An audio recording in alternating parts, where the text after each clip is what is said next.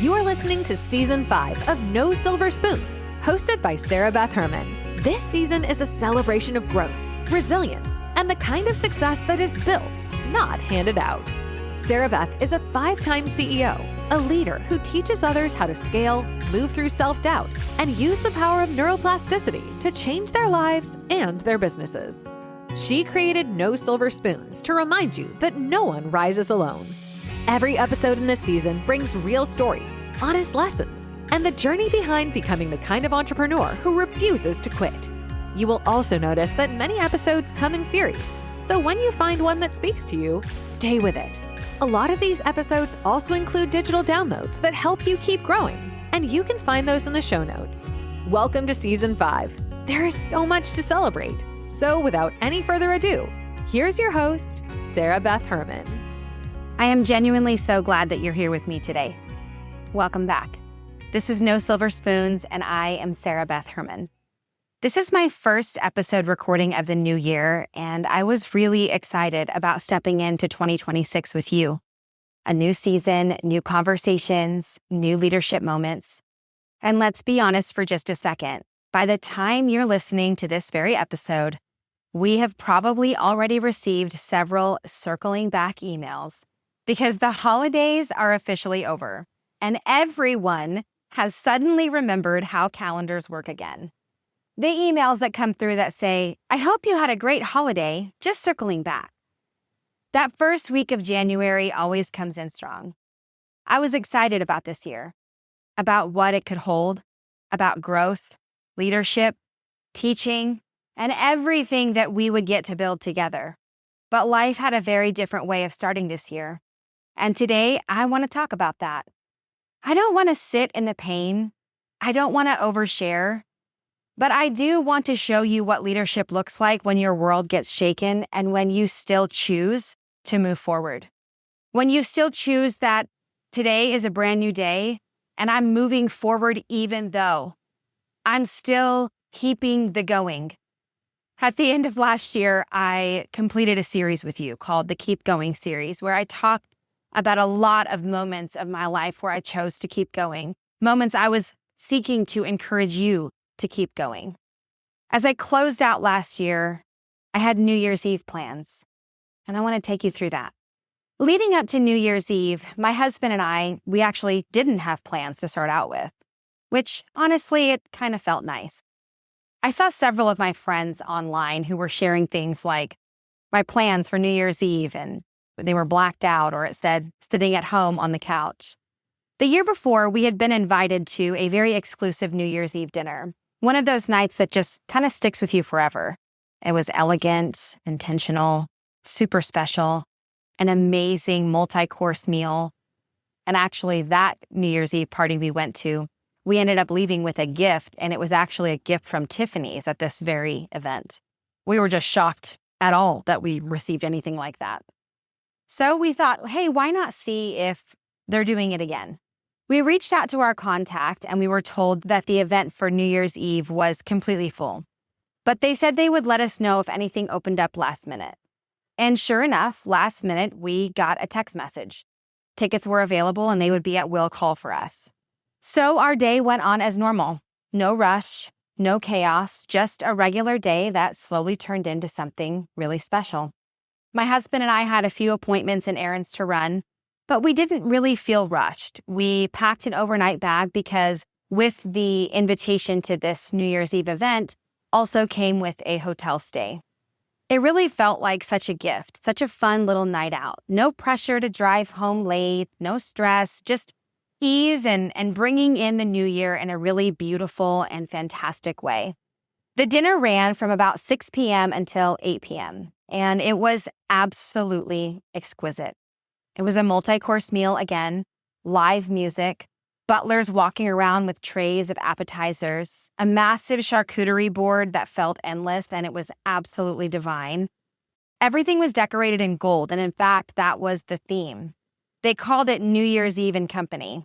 It was literally stunning. The room was decorated in gold and black, and there were dancers and so many people in this room. Everyone was dressed to the nines.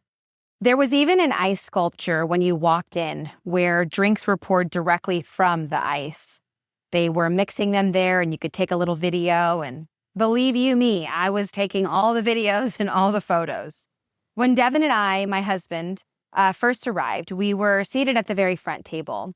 Then we put our bags down and we set down everything we had with us, and we went over to a photo booth that they had. We took a couple of fun photos and grabbed some appetizers. We walked around and we happened to see our neighbors there, which I thought was so fun.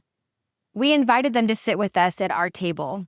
There were giveaways all night, laughter, conversation, camaraderie with other people sitting at our table that we hadn't ever met before. You know, that feeling where you are fully present and you're not thinking about anything else. It was one of those moments where you look at your person and you think, this is a great night. Several times throughout the night, my neighbors took pictures of us. My husband and I were taking pictures of our food. We were taking selfies. We were talking with people at our table. The band had songs that we all sang along to, and it was just incredible. When the dinner wrapped up around 8 p.m., we went back up to our hotel room. We had checked in earlier around 5 o'clock and were able to put our overnight bags in the room. Originally, the plan was for us to stay the night, hang around, enjoy the rest of the evening at the hotel. But Devin looked at me and said, hey, we're only about 45 minutes from home. Why don't we go check on our dogs and just have a chill evening tonight?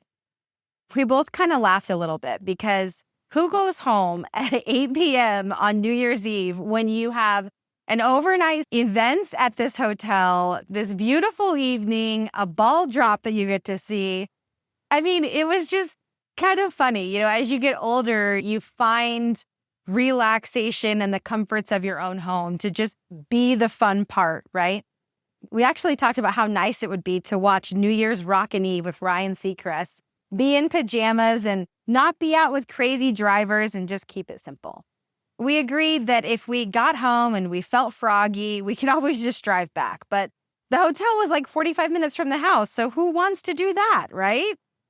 So we grabbed our overnight bags and we headed home. The drive was quieter than usual, I think probably because everybody was out for the New Year's. And so we headed back home, and it takes about 15 to 20 minutes before you get to civilization when we're headed back from this particular event. And as we got closer to our home, we started seeing more and more fireworks just out on the horizon, celebrating the new year, even though it was only 8 o'clock. It was so nice. It was just kind of nice to drive down a clear road and see all the fireworks. There were several points that we made comments on them and just how much New Year's has changed over the years. My husband and I are empty nesters, and so when your children move out, it changes a lot of things about how your evenings end and how they begin and who's involved in them. Anyways, as the fireworks were lighting up the sky, my husband and I would jump a couple times because some of them literally were mortar type fireworks that were like coming from the backyards into the main road. And so we were like, whoa, whoa, whoa, whoa, whoa. But anyways, it was really awesome. So we got home and pulled into our driveway. And if anyone knows my husband that's listening to this very episode, you know that he backed into our driveway, which he always does. It's kind of like his non-negotiable. People always comment on it, that he backs into every parking space and backs into our driveway. I got out of the car first and I realized that I had left a bag of skincare products that I had gotten from an appointment earlier in the day in the passenger seat of my car. And that car is parked right next to my husband's. So I got out of my side of the car and I checked the door handle to see if the car was locked. And lo and behold, I had left it unlocked. Of course I did. I didn't think much of it. I just grabbed my small little bag that was in the passenger seat and I walked around the front of our car into the garage because I was going to enter the house through the entrance that's inside the garage. My husband was opening up the back doors of our car to grab our overnight bags so that he could bring them inside.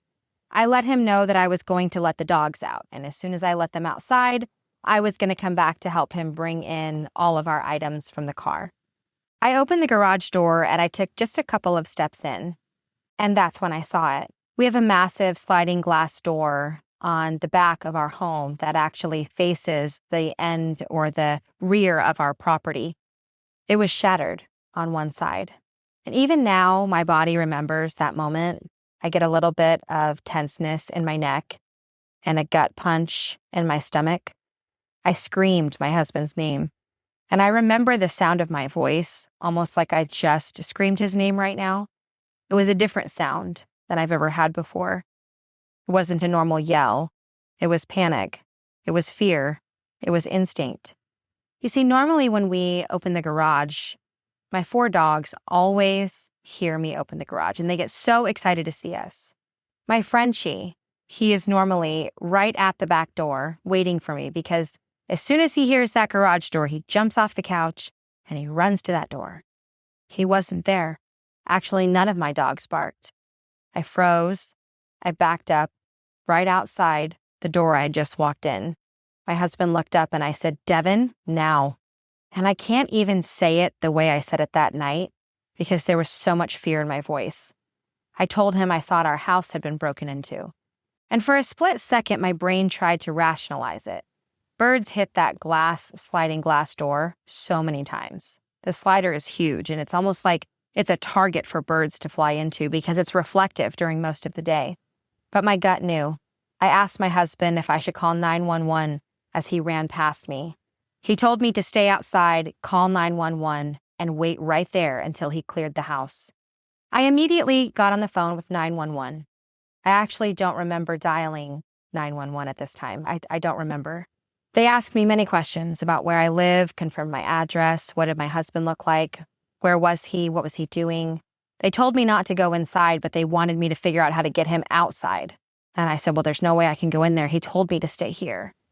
And I know if he told me that, he's not sure if the house is safe.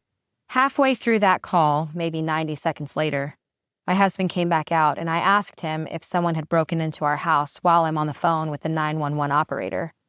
He said yes. He told me everything we didn't take with us was gone and the house was destroyed.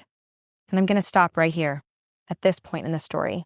There is a very specific kind of trauma that comes from realizing someone has invaded your home, your safe place, the place you built when you had no money, when everything felt uncertain, when you had never built a home before, but you were able to build this one. My first home. The one that represented safety for me, peace, stability, place I was going to live in until the day I die. I often laugh about our home because we chose to build a ranch-style home, and I said, we have to do this so that when I'm older and I need to use a walker, I can move it easily across the floors. For 4.5 hours, police officers were at my home. Security footage was reviewed on all 16 cameras. Crime scene investigators were there. Photos were taken. And during this time, all I can think about was my dogs. Were they alive? Were they taken? Were they hurt?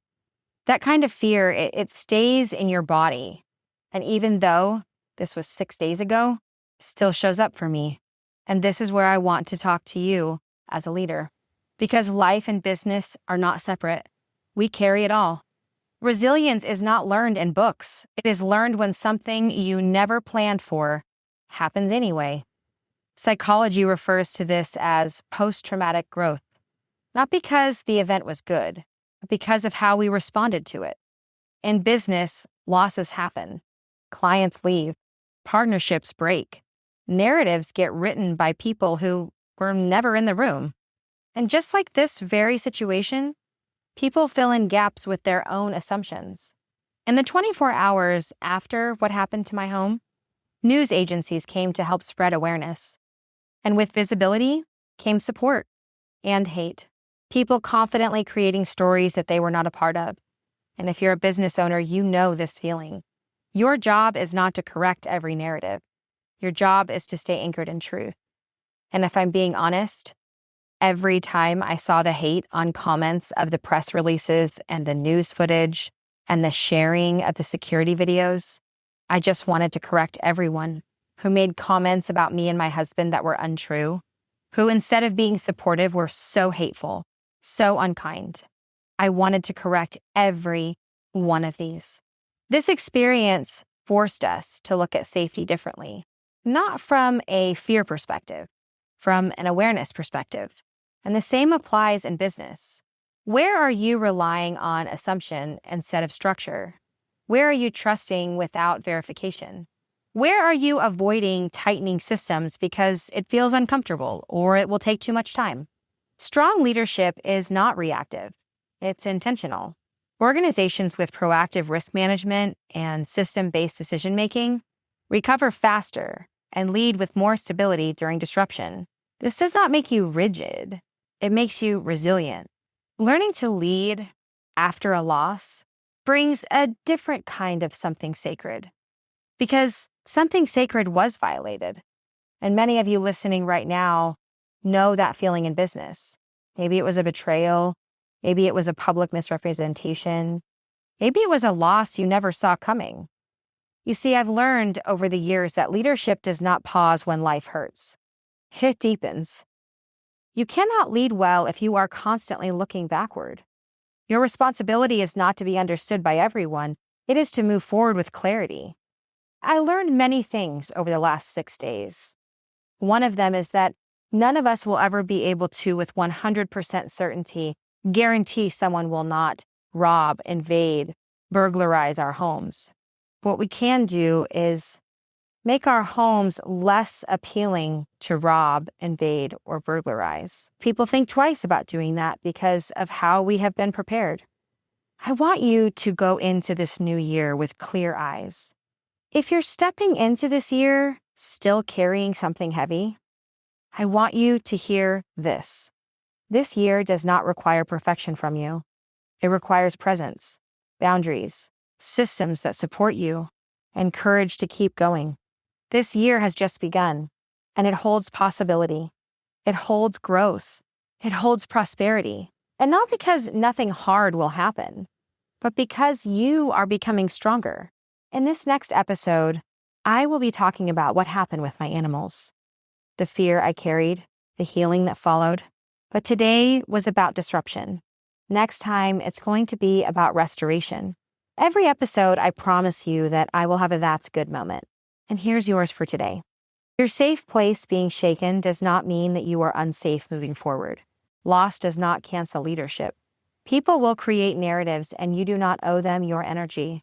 Strong systems protect peace, and a new year can still be powerful even when it begins painfully. Before we wrap up this episode, here are a few reminders. If you are listening and thinking that I am talking too fast or maybe too slow, remember you can adjust the speed on almost any podcast player. Slow me down, speed me up, whatever helps you absorb this best. If this episode resonated with you, please leave a review. Reviews help this podcast reach leaders who need these conversations. You can find No Silver Spoons wherever you listen to your podcasts. I encourage you to check episodes out on Spotify, Apple Podcasts, and even Good Pods. If you want to connect with me beyond the podcast, there are several ways to do that. I offer personal mentorship and coaching. I do public speaking for leadership teams and organizations. I also offer virtual and on-site intensive trainings for organizations worldwide. This year is a brand new opportunity to invest in yourself and your leadership, and I would love the opportunity to work with you. All of my links are in the show notes, so you can find what fits you best. Thank you for being here. I'll catch you on the next episode. Thank you for joining today's episode of No Silver Spoons with your host, Sarah Beth Herman. If this conversation gave you something real to take into your life or your work, stay connected by following the show, rating, and subscribing. You can learn more about Sarah Beth's work in the dental industry at dentistrysupport.com, where she leads a global virtual support company that has changed the way practices run their operations.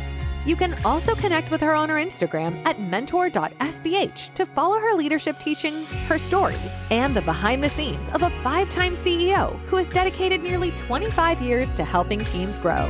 Many episodes on this season come with great digital downloads that you can find in the show notes. And if you feel inspired to be a guest or share your own journey, there's a link there as well. Thank you for being part of Season 5. Your growth matters here.